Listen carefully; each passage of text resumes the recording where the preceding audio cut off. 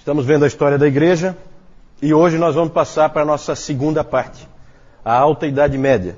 Aqui tem um detalhe, tá, gente? No Brasil é chamado Alta Idade Média porque os historiadores no Brasil seguem a escola francesa. Para os franceses chama-se Alta Idade Média. Não há acordo sobre a Idade Média. Na verdade, a Idade Média tem 1000 anos e não há acordo na subdivisão da Idade Média. Para os americanos, a Alta Idade Média é o contrário, no final da Idade Média. Né? Para nós, por causa dos historiadores franceses, a Alta Idade Média vai de 476. O que aconteceu em 476, que nós vimos, que é importantíssimo? Queda do Império Romano. Falta um pedacinho. Do Ocidente, isso mesmo. Queda do Império Romano do Ocidente, certo? Ali é o fim da Idade Antiga, início da Idade Média, na história, mesmo na história secular. A Alta Idade Média nós vamos passar muito rapidamente. Nós vamos falar então de mais 500 anos de uma maneira muito rápida, porque não tem muito detalhe para a gente entrar. Aqui a gente vai passar bem mais rápido do que nos primeiros 500 anos. Depois, no terceiro grupo de 500 anos, nós vamos com um pouquinho mais de atenção. E nos últimos, aí a gente tem que ser bem mais detalhista, né? Hoje é o nosso quarto encontro, não é? Hoje nós chegamos à metade, certo? Então vamos ver se a gente consegue manter o nosso ritmo. Pouca coisa aí, ó. Primeiro nós vamos dar um passar de olhos por todos os 500 anos, o que aconteceu. É esse primeiro item, Alta Idade Média, mais 500 anos. Depois vamos falar da expansão da igreja cristã. Depois conhecimento e teologia, vamos ver em que pé que está a teologia nesse período. E por último temos que falar da ortodoxia oriental, a igreja ortodoxa oriental. Certo? Vamos começar então falando da Alta Idade Média, mais 500 anos. Vamos nos posicionar historicamente. No domingo anterior, no nosso último encontro, nós terminamos vendo um monte de figuras sobre os bárbaros invadindo o Império Romano. Cada vez um novo grupo de bárbaros invadindo, e eles vão aos poucos minando o Império Romano do Ocidente, e ele então desaparece.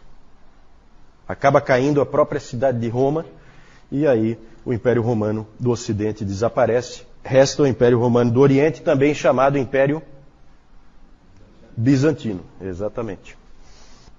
A Idade Média são 1000 anos, como eu disse antes. Muitas vezes é chamada de Era das Trevas, né? É claro que quem vivia na Idade Média não sabia que estava vivendo na Idade Média. Isso aí é uma classificação que vem depois dos historiadores. Por que média? Porque ela fica entre o período clássico e a modernidade.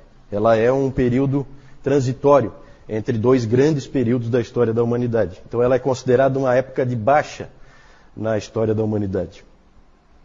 E se diz muito que essa época aí da Alta Idade Média é uma Era das Trevas. O próprio Justo Gonzalez, nos livros dele, ele chama esse período de Era das Trevas.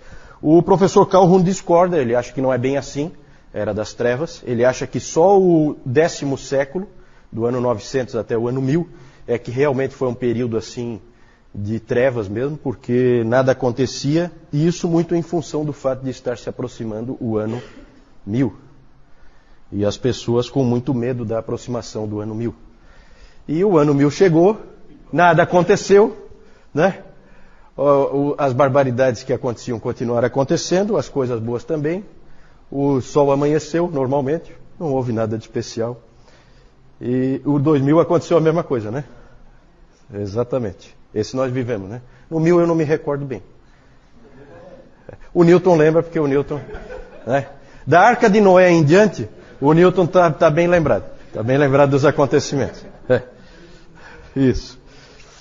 Então nós vimos que o Império Romano não é mais Império Romano, mas também, gente, não existem ainda os países modernos que a gente conhece hoje. Isso também não existe.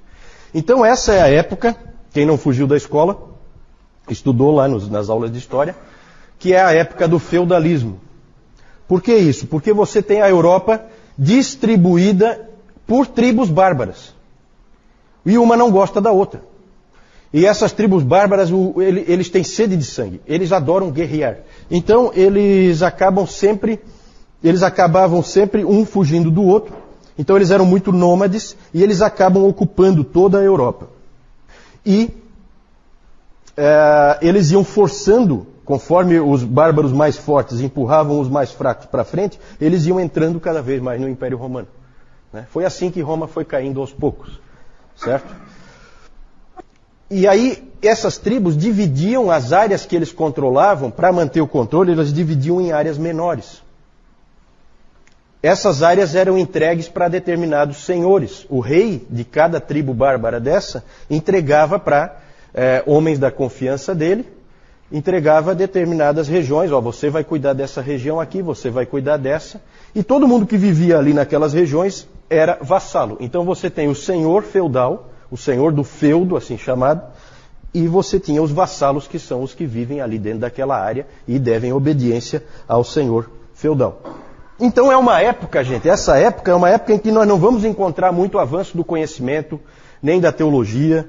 É uma época de camponeses, agricultores e soldados. Certo? É uma época, tipicamente, as pessoas que você vai ver nessa época são camponeses, soldados, e a única coisa que dava unidade entre todas essas tribos era o quê? O cristianismo. O cristianismo. Exatamente. Então, nessa época aí, alguém disse que não adiantava você chegar para uma pessoa que vivia nessa época e perguntar para ela assim, de que país você é? Ela não vai te entender. Isso não significa nada. Mas pergunte para ela de que bispado ela faz parte e ela tem a resposta na ponta da língua. Então vejam a unidade que vem do fato da igreja estar presente no meio de todos esses povos bárbaros. Todos não, né? Os que estavam dentro do Império Romano, esses estavam sob a influência também da igreja católica romana. Nesse período nós já podemos falar em igreja católica romana, tá? A gente evitou de falar anteriormente da igreja católica romana, mas eu mostrei para vocês no nosso último encontro, no final eu mostrei um papa, que esse é o papa que é mais ou menos o marco do início da igreja católica romana, que é o papa, alguém lembra? Leão I, exatamente, Leão I. Esse Papa aí foi quem primeiro foi ele que fez uma coisa interessante, que é o que até eu acho que foi a Adriana que me perguntou, pena que ela não está aí. Foi esse Papa que que teve a ideia de pegar Mateus 16, versículos 18 e 19. Alguém abre para mim aí, por favor? Vou colocar uma voz bonita aqui para falar. Também. A tua com certeza não. Falei voz bonita. Né? Mateus 16. Também eu te digo que tu és Pedro, e sobre esta pedra edificarei a minha igreja, e as portas do inferno não prevalecerão contra ela. Dar-te-ei as chaves do reino dos céus. O que ligares na terra terá sido ligado nos céus, e o que desligares na terra terá sido desligado nos céus.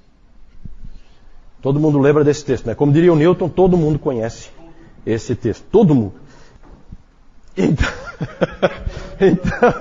Então esse texto, vejam que vocês lembram desse texto.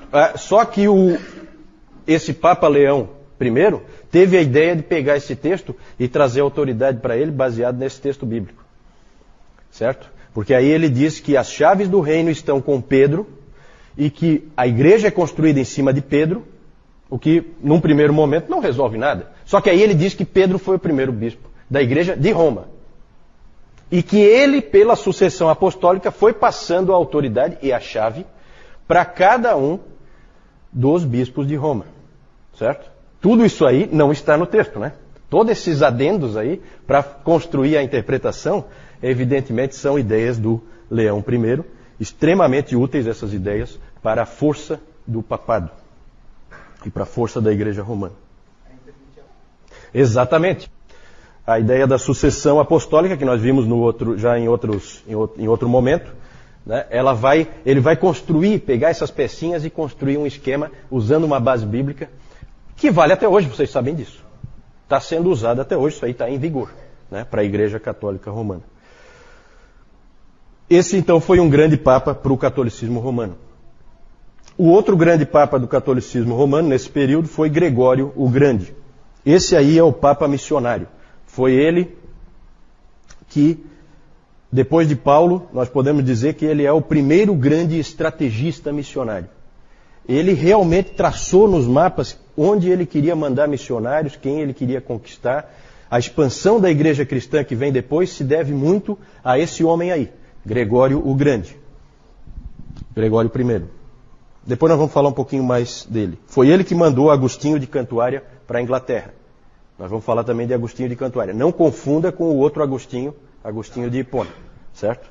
É só o mesmo nome, mas não é a mesma pessoa. Aqui é em outro período. Nesse período, Roma era um grande centro do cristianismo. Qual era o outro grande centro? Constantinopla. Constantinopla é o outro grande centro do cristianismo. No Oriente, aí nós estávamos falando da Igreja Oriental, vamos falar um pouquinho da Igreja Oriental.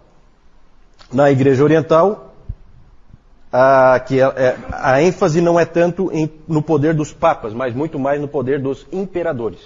Lembrem-se que lá ainda existe o Império Bizantino, o Império Romano do Oriente. E o imperador tem uma influência muito grande sobre a igreja. E um desses grandes imperadores desse período foi um imperador do VI século, que foi o Justiniano. Justiniano foi um dos grandes imperadores do Império Bizantino. Sempre que se fala do Império Bizantino, esse é o imperador que é lembrado, Justiniano.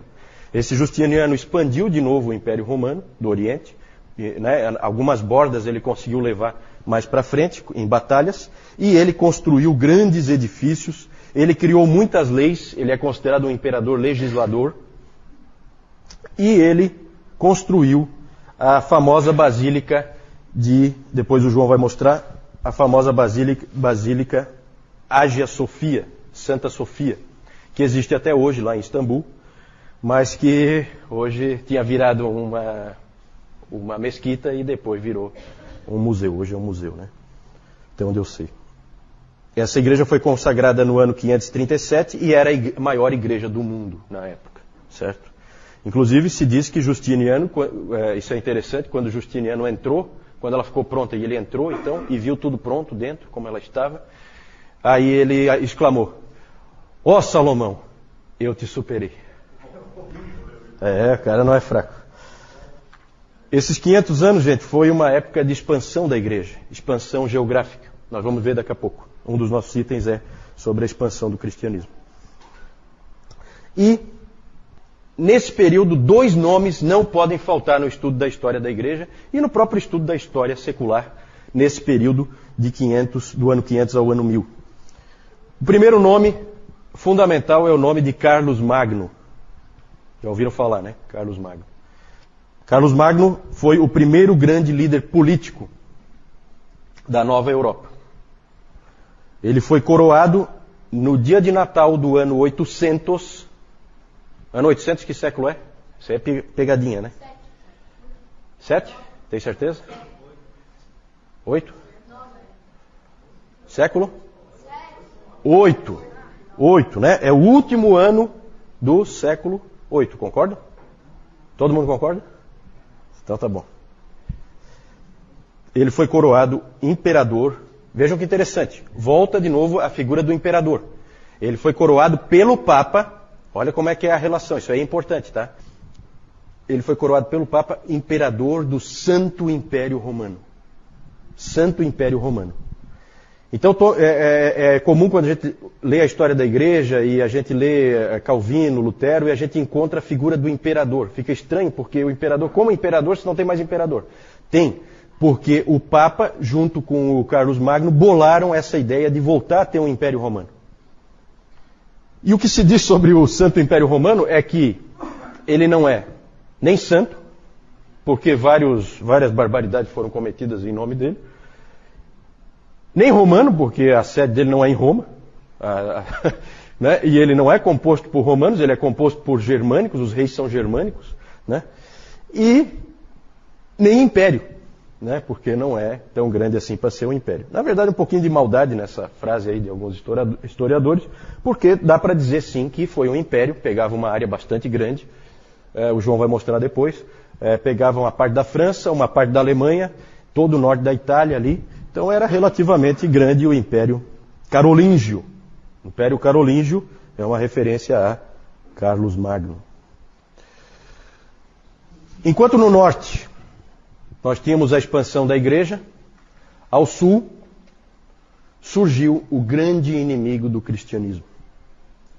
O grande inimigo nesses 500 anos, o grande inimigo nos 500 anos seguintes, e o grande inimigo nos 500 seguintes, e provavelmente o maior inimigo nos 500 seguintes também. Chama-se Islã. Surgiu no século VII. Né? Toma cuidado porque muita gente diz que essas religiões antigas, judaísmo, cristianismo e o islamismo, todas surgiram na mesma época. De jeito nenhum, né, gente? De jeito nenhum. O judaísmo é muito mais antigo que o cristianismo e o cristianismo é muito mais antigo do que o Islã. Certo? Não dá nem para comparar. Nós não vamos entrar em detalhes sobre o islamismo, na verdade nosso foco é a história da igreja, mas vocês sabem que o islamismo é fundado por um sujeito chamado Maomé, e esse Maomé morreu em 632, e nos 100 anos depois da morte dele, o islamismo cresceu assustadoramente. O João vai mostrar depois o mapa também. É assustador o islamismo, o que cresceu em apenas 100 anos. Ele tomou todo o norte da África, todos aqueles grandes centros do cristianismo que nós vimos foram tomados pelos muçulmanos, Cartago, a própria Alexandria, certo? Por isso que Alexandria já não dá mais para dizer que era um grande centro do cristianismo, porque já estava sufocada ali a igreja pela presença dos muçulmanos. Eles daí foram tomando tudo, aí eles foram pelo norte da África, ali para a Ásia tomaram tudo. Tudo começou na Arábia Saudita, tá? Foram tomando todo o norte da África. Isso, foram invadindo e tomando. Não, é militar o negócio. É militar. O próprio Maomé, ele foi expulso de Meca, ficou em Medina. Quando ele voltou de Medina para Meca, ele voltou pela força, certo? E aí a Arábia Saudita ali é o início, é o berço, né, do islamismo. E eles avançaram, os muçulmanos avançaram pelo norte da África, que é onde nos interessa mais, e aí eles atravessaram lá na ponta, depois ali no mapa vocês vão ver, lá na pontinha do norte da África, próximo da Península Ibérica, você tem o Estreito de Gibraltar, que é bem próximo ali. Por ali eles entraram na Europa. E aí tomaram a Espanha inteira. E começaram a avançar pela Europa. Na verdade, o cristianismo não morreu, não foi sufocado, não foi destruído, por causa dos francos. Depois vamos falar dos francos. Os francos são muito importantes para a sobrevivência do cristianismo. Eles venceram os muçulmanos na Batalha de Tours, que foi aniversário essa semana, no dia 10 de outubro de 732. Eles venceram o Carlos Martel, né? O Carlos Martel venceu com as suas tropas o avanço dos muçulmanos e conseguiu segurá-los na Espanha. Eles não foram mais para frente. E do outro lado, em 718, as tropas do imperador conseguiram também conter o avanço dos muçulmanos. Eles não conseguiram tomar Constantinopla. Constantinopla, como nós vimos na outra vez, é estratégica. E eles conseguiram manter Constantinopla de pé. Então, nas duas pontas da Europa, houve proteção, houve segurança e o cristianismo ficou na providência de Deus protegido. Senão ele teria sido varrido do mapa. E só existiria islamismo. Na Ásia. Falamos de vez em quando a gente fala um pouquinho da igreja na Ásia e na África. Por que a gente não fala aqui vocês aqui da frente? Por que a gente não fala da igreja na América? Nunca falei da igreja na América. Porque ela foi descoberta bem É isso. A América ainda nem foi descoberta.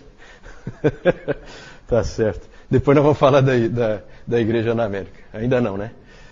A igreja na Ásia. Na Pérsia, a igreja continua, a igreja nestoriana, certo? Lembrem-se sempre, na Pérsia a igreja é nestoriana. A igreja nestoriana sobreviveu ao domínio muçulmano, porque ali na Pérsia foi tudo tomado pelos muçulmanos. E ela inclusive conseguiu se expandir. Missionários persas chegaram, no ano 635, chegaram à capital da China. A capital da China, nesse período, a China era dominada pela dinastia Tang. E eles conseguiram chegar até lá, na China. Era Chang'an, acho, alguma coisa assim. Não tenho bem certeza. Na Índia, a igreja permaneceu viva. Na China, então, eles chegaram até a China. Na Índia, a igreja permaneceu viva, mas no meio de um monte de hinduístas, budistas. Então, igreja fraca, pequena, com dificuldade de sobreviver, perseguida. Né? Então, sempre foi assim. A igreja de Mar Thoma, né? Tem uma igreja lá. Mar Thoma, referência a Tomé. Certo? Lembre-se sempre, a igreja da Índia é uma igreja diferente, separada, fundada lá por Tomé. E na África, norte da África, já falei, os muçulmanos tomaram conta de tudo. A igreja conseguiu sobreviver no Egito, a igreja copta. Né? Então, em Alexandria permanece ainda a igreja, mas agora com bastante dificuldade por estar sufocada pelos muçulmanos. Na Núbia, atual Sudão, a igreja cresceu nesse período, mas praticamente desapareceu nos 500 anos seguintes. Na Etiópia é o único lugar em que a igreja permaneceu viva na África. E permanece viva até hoje. João. Então, como o Juliano estava falando, aqui nós temos o período do feudalismo, que ele era sempre composto por esses três grupos aqui. São os clérigos, os soldados e os camponeses, onde tinha a intervenção sempre da igreja ali. Aqui nós temos o Leão I, que ele era conhecido como o Grande, né? Grande, não porque ele disse, mas os historiadores acrescentavam, né? E ele foi papa, o papado dele começou em 440, terminou em 461. Depois nós temos aqui também o Papa Gregório I, que ele teve um papado também começou em 590 e terminou quando ele morreu em 604. E aqui nós temos aqui primeiro o imperador Justiniano, e aqui nós temos a igreja Hagia Sophia, que quer dizer Santa Sabedoria. Tá? Como a gente pode ver aqui, quando ela foi construída, ela tinha até uma cruzinha ali em cima que era uma igreja. Em 1453 ela passou a ser uma mesquita, tá? Onde os muçulmanos começaram a usá-la, e em 1935 daí ela passou a ser um museu. Aqui nós temos a coroação de Carlos Magno, ele foi coroado como o primeiro imperador romano, do Santo Império Romano. E nós temos aqui também Carlos Magno e o líder dos saxões. E aqui agora nós temos o Império Carolíngio, que o Juliano acabou de falar, tá? Que foi o Império de Carlos Magno. Essa parte azul aqui foi a parte que ele herdou quando o pai dele faleceu. O nome do pai dele era Pepino. E ele tinha outro irmão, que o irmão faleceu logo em seguida, então ele herdou toda essa parte aqui. Aqui nessa parte laranja aqui, foi onde ele foi conquistando. Então ele conquistou aqui todo o norte da Itália, pegou aqui a Alemanha, pegou essa região aqui, mas aqui também ele pegou. E essa parte amarela aqui é a região habitada pelos vassalos. Aqui nós temos a entrada de Maomé em Meca, tá? Nós temos a pregação do Alcorão, e aqui nós temos também a Batalha de Turque, como o Juliano mencionou ainda há pouco. Na sexta-feira passada teve o aniversário dela, 10/10. Aqui nós temos a expansão dos muçulmanos. Ele começou aqui, tá? Na Arábia Saudita. Daí depois ele, num certo período, ele foi se expandindo, pegou o norte da África, deu um tempinho e mais tarde começou aqui também, onde ele passou aqui para toda essa região. Aqui ele passou pelo Estreito de Gibraltar, onde ele pegou aqui também a Espanha. A gente pode ver que aqui tem Espanha, tem Portugal, só que naquela época não existia Portugal, tá? E aqui também, para esse lado aqui, ele também começou a conquistar o islamismo, começou a se expandir. Eu não sei onde é que o João conseguiu uma figura em alemão ali, né? Esse João é coisa de louco.